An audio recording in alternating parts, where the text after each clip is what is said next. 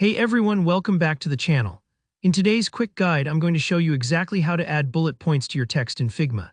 If you've ever struggled with making your lists look clean and professional, or just want your presentations and designs to be more organized, this is the tutorial for you.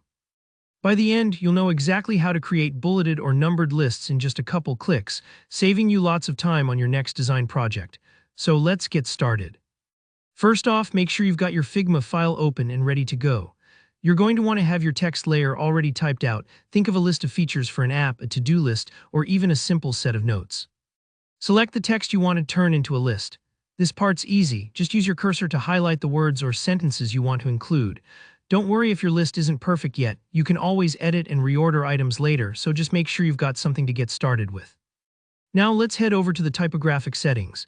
You'll see these on the right-hand side of your screen whenever a text box is selected. The typography section is where you control your font, size, weight, and a bunch of other details that make your text stand out. This is why it's so important to be familiar with these tools. Not only are you adjusting how things look, but you're also setting the structure for your text, which is especially key when making organized lists. Once you're in the typography panel, look closely for a section called Type Settings. Sometimes it's easy to zoom past it, but this is where the real power lies. Click on Type Settings to open the full options. This might feel like diving into the cockpit of a fancy car, lots of controls, but most of the time you'll only need to touch a couple of them. Now in the Type Settings area, you'll find an option called List Style. This is the feature we're after.